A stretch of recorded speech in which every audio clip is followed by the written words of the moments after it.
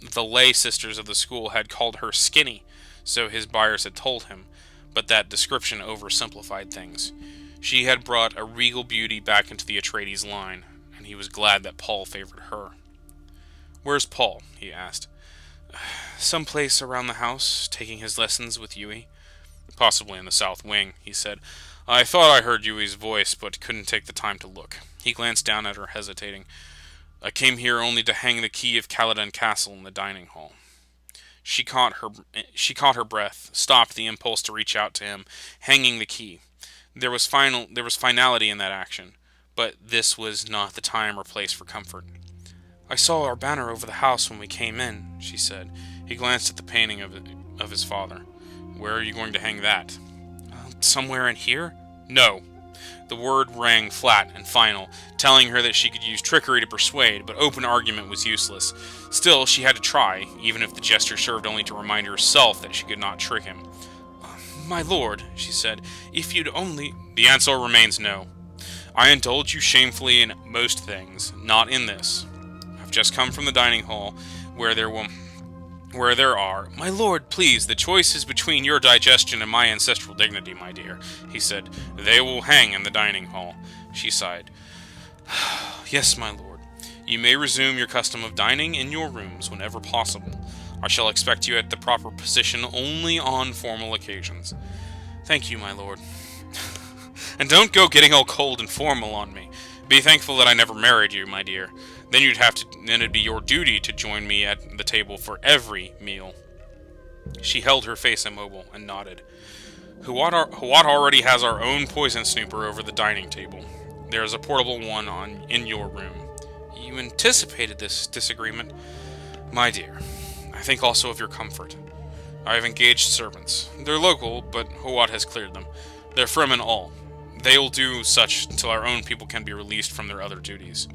"Can anyone from this place truly be safe?" "Anyone who hates Harkonnens. You may even want to keep your head housekeeper, the Shadout Mapes." "Shadout," Jessica said. "A Fremen title?" "I'm told it means well-dipper, a meaning with rather important overtones here. She may not strike you as a servant type, though Huat speaks very highly of her on the basis of Duncan's report. They're convinced she wants to serve, specifically that she wants to serve you." "Me?" "The Fremen have learned that you are a Bene Gesserit," he said. "There are legends here about the Bene Gesserit." The mission area protective on Jessica thought. No place escapes them. "Does this mean Duncan was successful? Will the Fremen be our allies?" "There is nothing definite. They wish to observe us for a while. Duncan believes. They did, however, promise to stop raiding our outlying villages during the truce period. That's a more important game than it might seem. Huat tells me that the Fremen were a deep thorn in the Harkonnen side, and that the extent of their ravages was a carefully guarded secret. It wouldn't have helped for the Emperor to learn the effectiveness of the Harkonnen military." "Fremen housekeeper," Jessica mused, returning his subject of the Shadout Mapes. "She'll have the all-blue eyes, then." "Don't let the appearance of these people deceive you," he said. "There is a deep strength and healthy vitality to them. I think they'll be everything we need." "It's a dangerous gamble," she said. "Let's not go into that again." She forced a smile. "We are committed, no doubt of that." She went through the quick regimen of calmness, the 2 quick deep breaths, the ritual thought, then, "When I assign rooms, is there anything special I should reserve for you?" "You must teach me how you do that someday. The way you thrust your worries aside and turn to practical matters must be a Bene Gesserit thing." "It is a female thing," she said. He smiled back at her. "Well, arrangement of rooms. Make certain I have large office space next to my sleeping quarters. There will be more paperwork here than on Caladan. A guard room, of course. That should cover it. Don't worry about the security of the house. Huat's men have already been over it in depth." "I'm sure they have." He glanced at his wristwatch. Let's see here. You might see that all of our timepieces are adjusted for Arakeen local. I've assigned a tech to take care of it. Will be along, and he will be along presently." He pushed a strand of her hair back from her forehead. "I must return to the landing field now. The second shuttle's due any minute with the staff reserves." "Couldn't Huat meet them, my lord? You look so tired."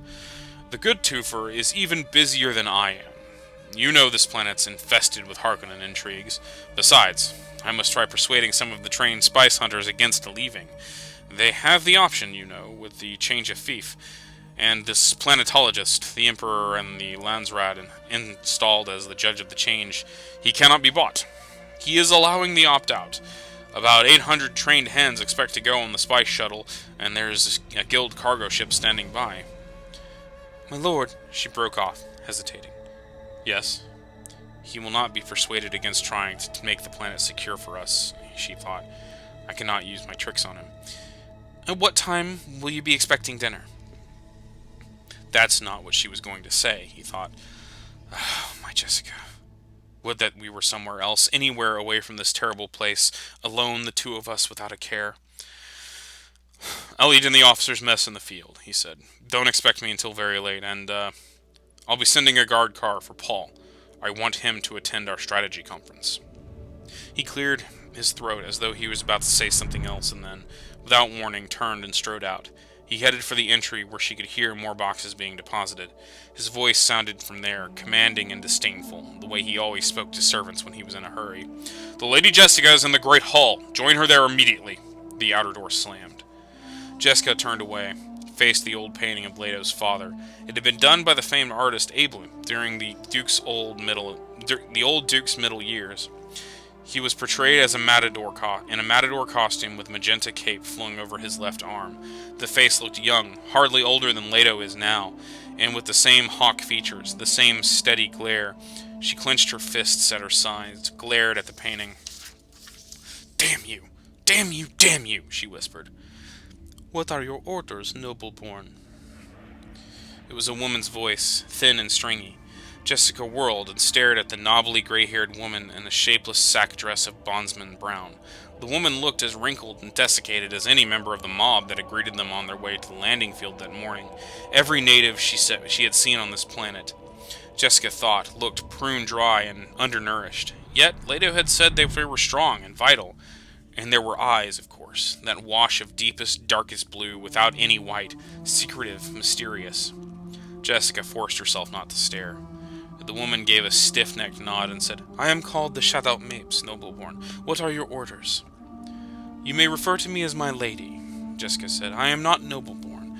I am the bound concubine of Duke Leto. Again that strange nod, and the woman peered up at Jessica with a sly questioning. There is no wife, then? There is not, nor has there ever been. I am the Duke's only companion, the mother of his heir designate. Even as she spoke, Jessica laughed inwardly at the pride behind her words. What was it that St. Augustine had said? She asked herself. The mind commands and the body and it obeys. The mind orders itself and meets resistance. Yes, I'm meeting more resistance lately. I should take a quiet retreat from myself.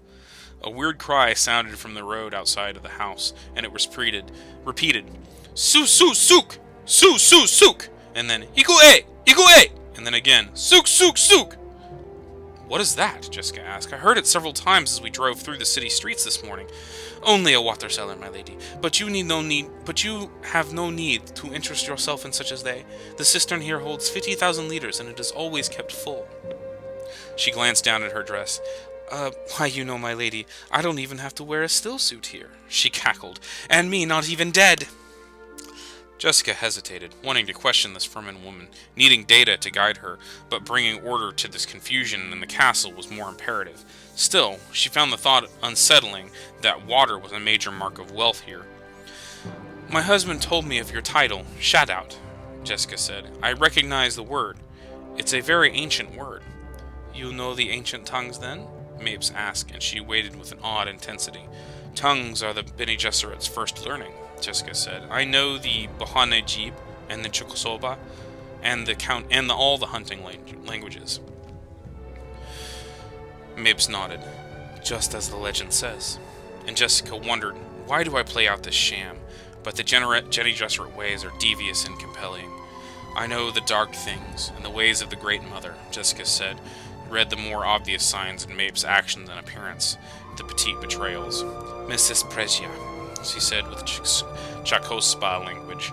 Andral, Teapira, Treda Sik, Buskraki, Mrs. Pretia. Mapes took a backward step, apparently poised to flee. "I know many things," Jessica said. "I know that you have borne children, and that you have lost loved ones, and that you have hidden in fear, and that you have done violence, and will yet do more violence. I know many things."